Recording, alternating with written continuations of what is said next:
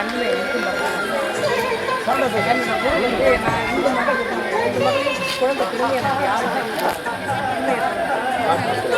என் கணவர் வந்து டெம்பிளில் வேலை செய்கிறார். வருமானம் கம்மி தான் ஆகும். தமிழ்நாடு செய்கிறார்.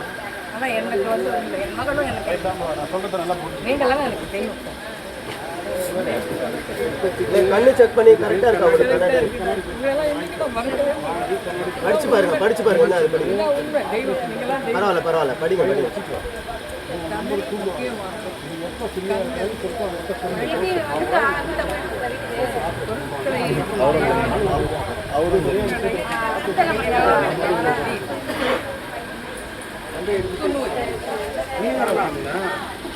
வரலாம்.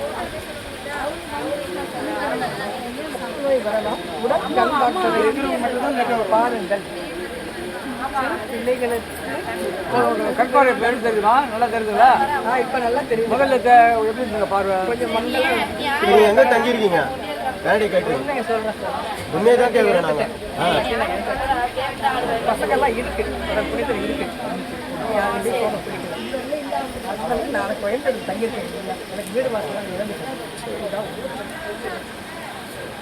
நீங்களாம் அழாதீங்க, என்ன பண்ணுறது? இங்கே எப்படி வந்தீங்க? கண்ணாடி போடுறாங்கன்னு தெரிஞ்சு வந்தீங்களா? ஒரு புண்ணியவாசம் மாதிரி பார்க்குறாங்க.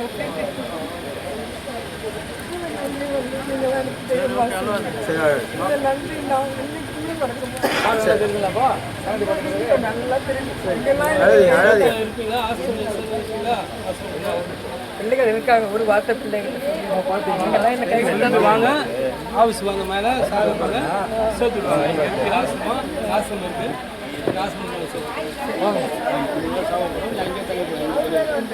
ஆமாம், எல்லாமே எல்லா வசதியும் வந்து கேட்டுட்டு ஆஃபீஸ் வாங்க, கேட்டு மேலே வாங்க. மேலே தான் ஆஃபீஸு, நாங்கள் சேர்த்துருவோம். எங்களுக்கு உங்களுக்கு நீங்கள் வந்ததுக்கே நல்ல காரியம் நடக்குது உங்களுக்கு. சரியா? எங்கேயோ ரோடு மேலே உட்காந்துக்கிட்டு அங்கே யாருனா சாப்பாடு தருவாங்களா, இங்கே யாருனா சாப்பாடு தருவாங்களா, யாருனா உதவி பண்ணலான்னு இருக்கிறத விட ஒரு பாதுகாப்பான ஒரு இடம் இருக்குது. ஒரு இது மாதிரி ஆதரவற்ற இல்லம் இருக்குது. முகேஷ் அறக்கட்டளையில் இவர் தான் டைரக்டர். அவர் தான் உதவி பண்ணுவார்.